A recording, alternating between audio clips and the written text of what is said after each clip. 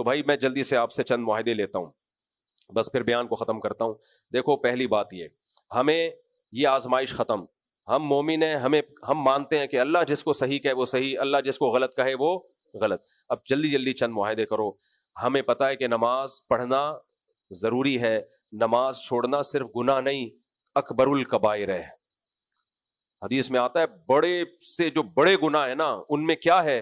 فرض نماز جان کر قضا کرنا.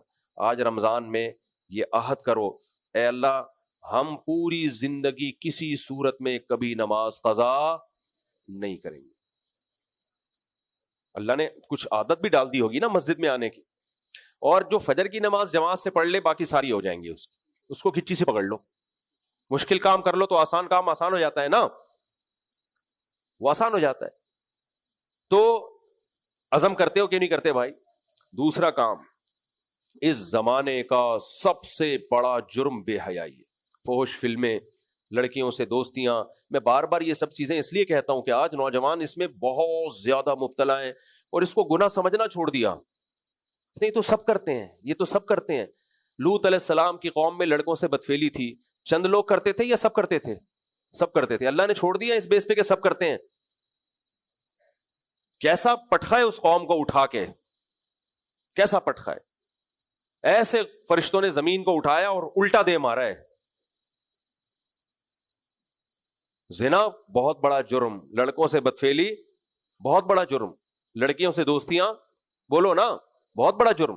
اللہ کہتے ہیں زنا مت کرو، بلکہ زنا کے قریب بھی مت جاؤ. بھائی اس رمضان میں اللہ سے عہد کر لو، اے اللہ نہ زنا کریں گے نہ زنا کے قریب جائیں گے، قریب بھی نہیں پھٹکنا. اللہ نے آپ کے لیے آپ کی زوجہ کو پیدا کیا. بھائی لوط علیہ السلام جب قوم کو سمجھاتے لڑکوں سے بدفعلی مت کرو تو نکاح کی ترغیب بھی دیتے. ہاؤلائی بناتی، یہ میری قوم کی بیٹیاں ہیں ان سے نکاح کرو. تو بھائی نکاح کی طرف کیوں نہیں آتے؟ اور اس میں کسی سے مت ڈرو، نہ گھبراؤ، نہ باپ کو رکاوٹ سمجھو نہ ماں کو. اگر آپ کما رہے ہو آپ اس کو رہائش دے سکتے ہو. بار بار میں کہتا ہوں سوسائٹی کی ایسی کی تیسی. بھائی خدا نے جس چیز کی اجازت دے دی تو اب کسی سے پرمیشن لینے کی ضرورت بولو نا نہیں. ابھی میں نے اتنا لمبا بیان کیا نا، جب اللہ کہہ دے اچھا ہے تو بس اچھا ہے. تو اللہ کہہ رہا ہے بالغ ہونے کے بعد جلدی نکاح کرنا برا ہے یا اچھا ہے؟